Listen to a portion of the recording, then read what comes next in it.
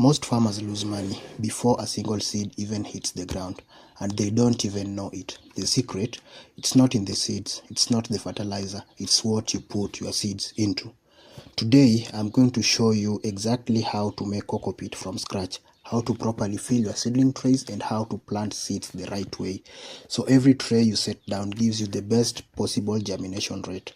Whether you are a small-scale grower or running a commercial nursery, this process will save you money, reduce seedling loss, and gives your crops the strongest possible start. Let's get into it. Before we touch a single tray, let me tell you why cocopeat is the best growing medium for cereals producers around the world. Cocopeat is made from the fibrous outer husk of coconut. What used to be agricultural waste is now one of the most valuable inputs a nursery can use.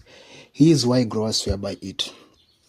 First, it holds up to 10 times its own weight in water. That means your seedlings stay consistently hydrated between watering with no dry stress and no guesswork. Second, it has excellent aeration. Roots get oxygen they need without the medium compacting over time the way soil does.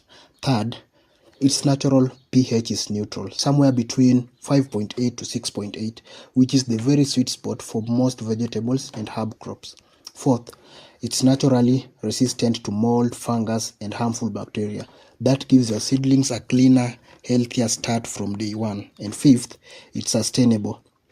Cocopeat is produced from a byproduct, not recut downs, no new land cleared. It's good for your nursery and good for the planet. Now, let me show you how to make it right from the compressed block. This right here is a compressed cocopeat block. This one is 5 kilograms and it will expand to fill roughly 75 liters of growing medium. That's enough size to fill dozens of seedling trays. The cost minimal, the value enormous. To get started, you'll need your compressed block, a large basin or a container, a clean room temperature water, and a hand towel or a garden fork, and a measuring jug. Step 1. Hydrating the block. Place your cocopeat in the basin. Slowly pour clean water over it. You want roughly 4 to 5 liters for every kilogram of cocopeat. For 5 kilogram block, we'll start using with about 20 liters of water. Watch what happens. Within minutes, the block begins to absorb the water and break apart. You can literally watch it come alive. After 15 to 20 minutes, the block will have absorbed most of the water and expanded significantly. Use your garden fork or your trowel to gently break it and fluff it up. What you are looking for is an even, light, crumbly texture, like a rich, dark compost. If it feels dense or clumpy in places, add a little more water and keep working it. You want no dry pockets. Every fiber should be uniformly moist. Now, here is a simple field check. Grab a handful of your cocopeat and squeeze it hard. If only a few drops of water come out or none at all, you are perfect. If water streams out freely, it's too wet. Let it sit for a few minutes or mix in a little dry cocopeat. If it crumbles, it won't hold its shape at all. Add a little more water. You want it to just barely hold its shape when squeezed. That is your perfect moisture level. One more option. If you are growing crops like tomatoes, peppers, or herbs that benefit from extra drainage, you can mix your cocopeat with perlite, a ratio of 70% cocopeat to 30%. Perlite works beautifully, but for most vegetable seedling, pure cocopeat is all you need. Now that our cocopeat is ready, it's time to fill the trays. This step seems simple, but the way you fill the tray directly affects how well your seedling root and how easy they'll be able to transplant later. Let's do it right. First, choose the right tray for your crop. Larger cells like 50 cell trays are ideal for bigger seeds or crops that need more root spaces. Pumpkin, watermelon, chilies. Smaller cells like 104 cell trays are perfect for compact seedling like lettuce, onion, and herbs, where you want high volume per tray. Now the first step, loosely fill each cell. Grab your cocopeat and let it fall loosely into each cell. Don't pack it in. We want the medium to be airy and light. Overpacking is one of the most common mistakes beginners make. It restricts root development and reduces the oxygen that the germinating seeds need. Step 2. Strike off the excess. Once the tray is full, take a flatboard or even just an edge of another tray and drag it smoothly across the top. This levels the surface without pushing the cocopeat down. Every cell should be full but not mounded. Use your fingers or a small stick to press small holes into the center of each cell. Depth depends on your seed size. For fine seeds like lettuce, basil or onions, 3 to 5 millimeters is all you need. For medium seeds like tomatoes, peppers, aim for 5 to 10 millimeters. And for large seeds like pumpkin, watermelon and squash, go 15 to 20 millimeters deep. A consistent depth across every cell means consistent germination across every tray, and that's what separates a professional nursery from a backyard operation.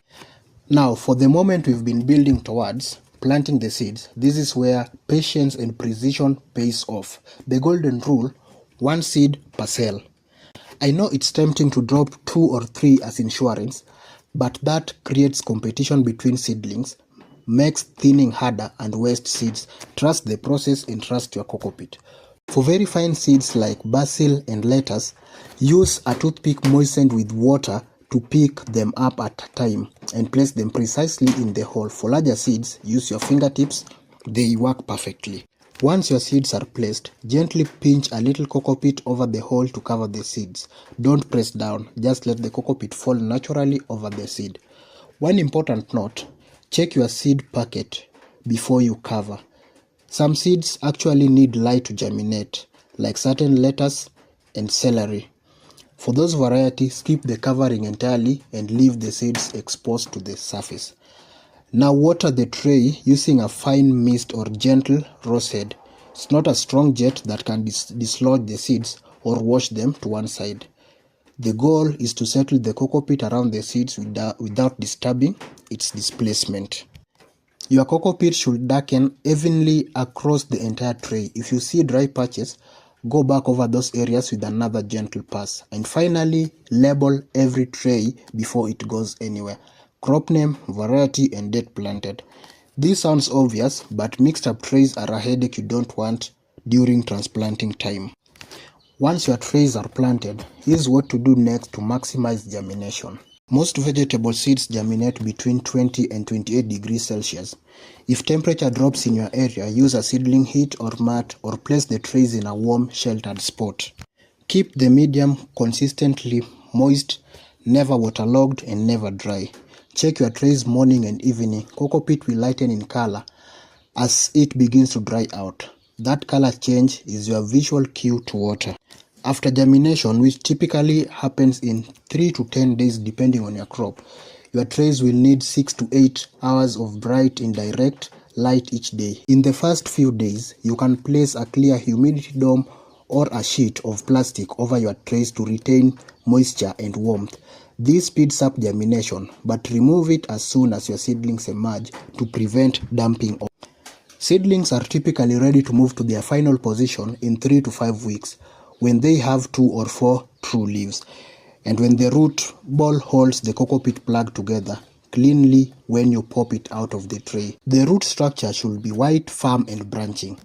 This is exactly what healthy cocopeat cultivation produces, a seedling that transplant with almost zero shock. And that's it, from a compressed block to a tray full of perfectly planted seeds, step by step.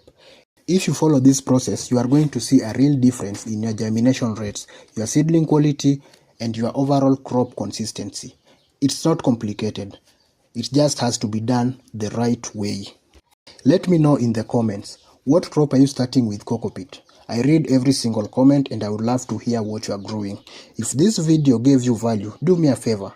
Hit the like button right now. It takes 2 seconds and it helps the channel get in front of more farmers and growers who need this information.